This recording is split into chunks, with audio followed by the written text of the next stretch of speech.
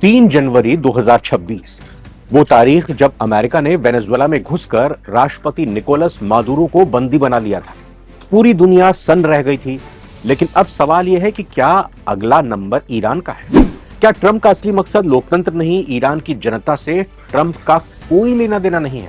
क्या खामनेई से उन्हें कोई फर्क नहीं पड़ता, बल्कि ईरान का काला सोना यानी तेल ही ट्रंप का पहला प्यार है?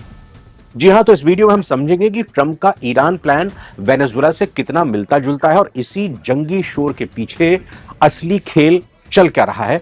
चलिए गहराई से समझते हैं पूरा मामला क्या है। नमस्कार, आप नवभारत टाइम्स देख रहे हैं। मैं रविंद्र सिंह आपके साथ। ट्रंप और ईरान का झगड़ा कोई नया नहीं है, पहले आपको ये बता दें।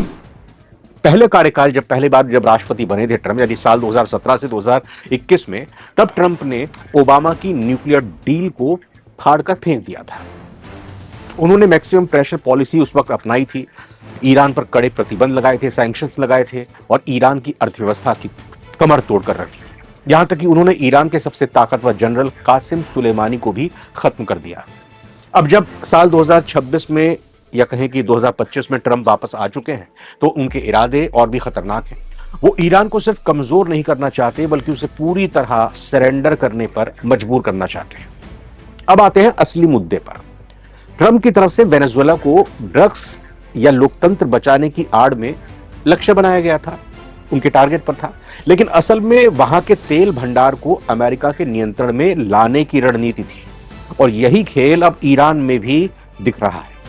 ट्रंप ने, आपको याद होगा, हाल में कहा था कि वेनेजुएला का तेल अमेरिका के लिए जरूरी है और अब वो वहां अपनी ऑयल कंपनियों को भेजकर तेल निकालना चाहते हैं ताकि ग्लोबल मार्केट में तेल की कीमत $50 प्रति बैरल तक गिर जाए और ईरान से तेल खरीदने वाले चीन, ब्राजील और भारत रूस से डिस्काउंट में अपनी तेल की शॉपिंग पर सोचने पर मजबूर हो जाए।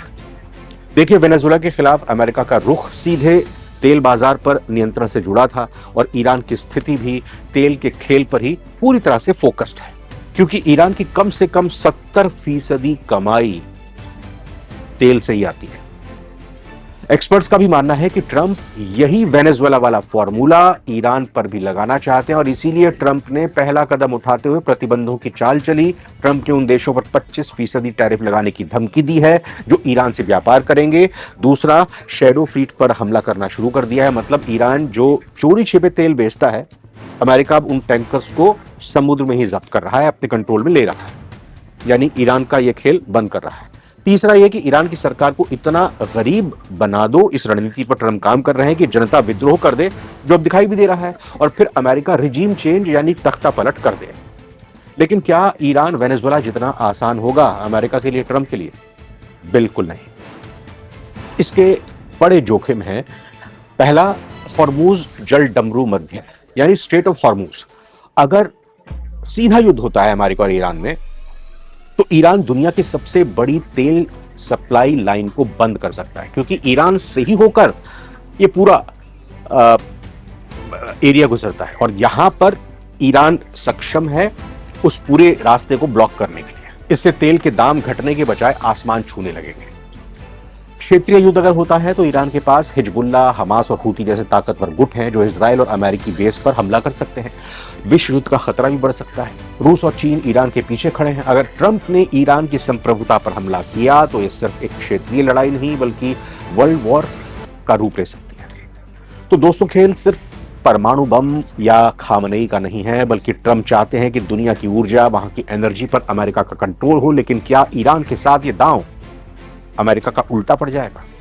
आपको क्या लगता है? क्या ट्रंप सिर्फ तेल के लिए दुनिया के युद्ध में झोंक रहे हैं? कमेंट में अपनी राय जरूर रखें।